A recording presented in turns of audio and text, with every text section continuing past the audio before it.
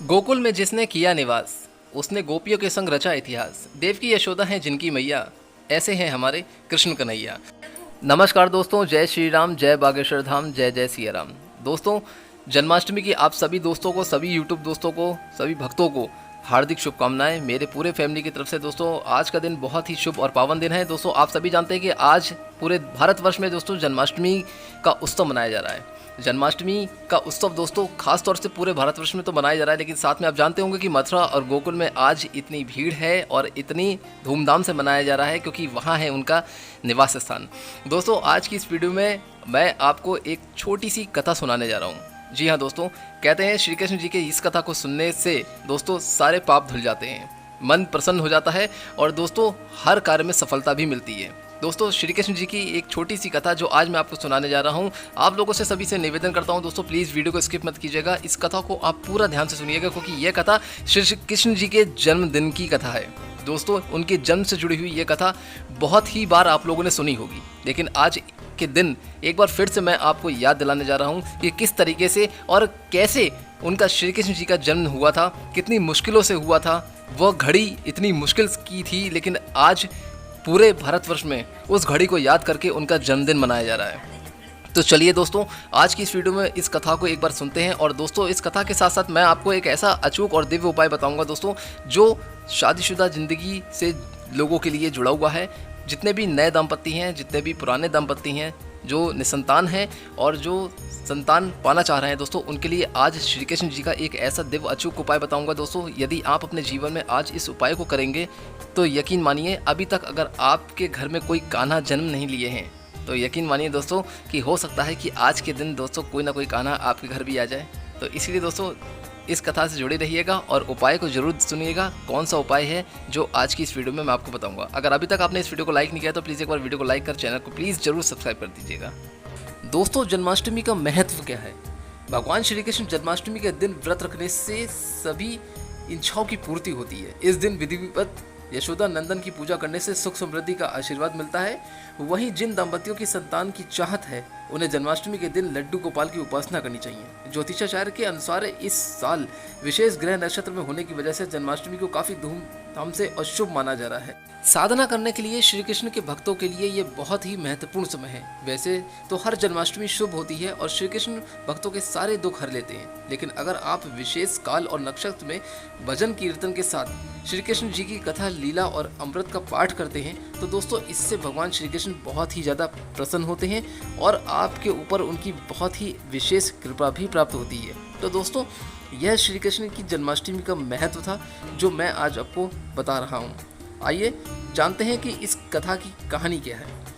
भाद्रपद कृष्ण अष्टमी तिथि की घनघोर अंधेरी रात रोहिणी नक्षत्र में मथुरा के कारागार में वासुदेव की पत्नी देवकी के गर्भ से भगवान श्री कृष्ण ने जन्म लिया था। यह तिथि उस शुभ घड़ी की याद दिलाती है और सारे देश में बड़ी धूमधाम से मनाई जाती है। द्वापर युग में भोजवंशी राजा उग्रसेन मथुरा में राज्य करते थे। उनके आदताई पुत्र कंस ने उस गद्दी से उतार दिया और स्वयं मथुरा का राजा बन बैठा।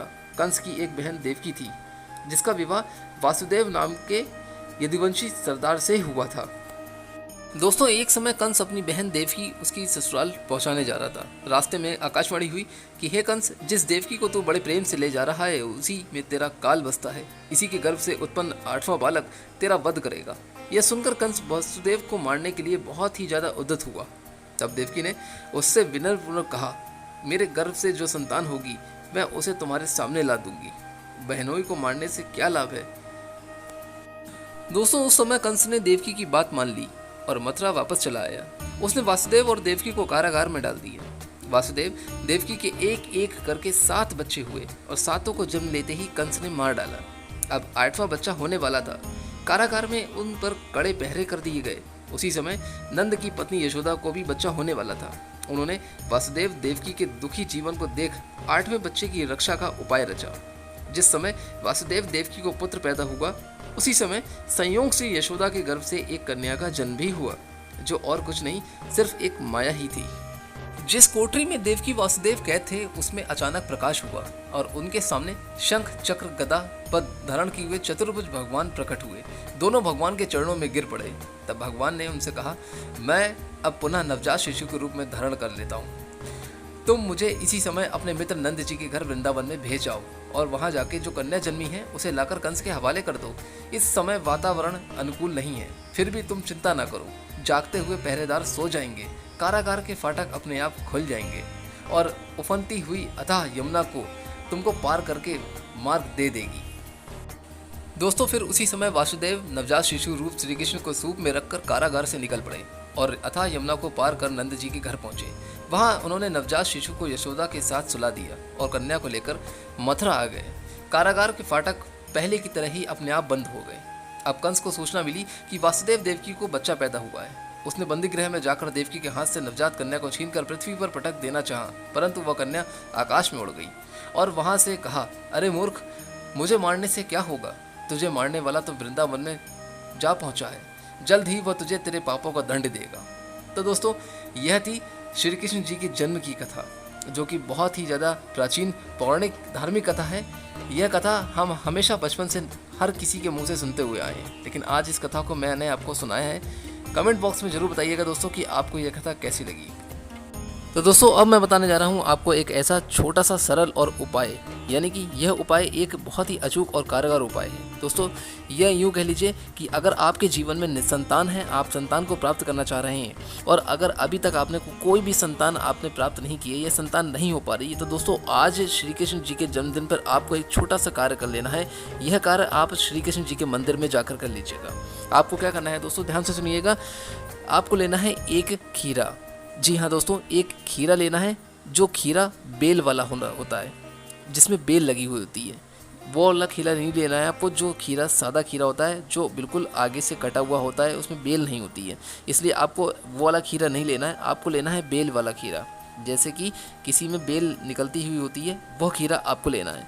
उस खीरे को आपको माथे चढ़ाकर स्वीकार करना है और ले जाना है आपको श्री कृष्ण जी के मंदिर में। अब कृष्ण जी के मंदिर में जाने के बाद आपको दोस्तों क्या करना है कि उस खीरे को आप समर्पित कर दीजिएगा कृष्ण जी के चरणों में। और उनका बाल गोपाल वाला जो समय था, यानी कि बचपन का जो समय था, आपको लड्डू गोपाल वाले श्री कृष्ण जी को याद करना है मन ही मन और उनसे प्रार्थना करनी है कि हे प्रभु, मेरे संतान नहीं है कोई भी, मेरी गोद भर जाए, मुझे एक पुत्र की प्राप्ति हो जाए। दोस्तों इस उपाय को करने से दोस्तों अगर आपके जीवन में पुत्र की प्राप्ति नहीं हो रही तो पुत्र की प्राप्ति जरूर और अवश्य हो जाएगी। बस यह है कि भक्ति और विश्वास रखिए। यह उपाय बहुत ही सरल है लेकिन बहुत ही कारगर उपाय है। इसलिए दोस्तों ये खीरा, जो बेल वाला खीरा मैंने आपको बताया है, इसकी मार्केट में कीमत कम से कम 200 या 250 रुपये होगी। इसलिए ये काफ़ी महंगा मिलता है लेकिन आसानी से नहीं मिलता। इसलिए यदि अगर आपके पास है तो दोस्तों आज इस उपाय को करने के बाद यकीन मानिए आपके जीवन में बहुत ही जल्दी एक नन्ना मुन्ना काना जरूर आ जाएगा।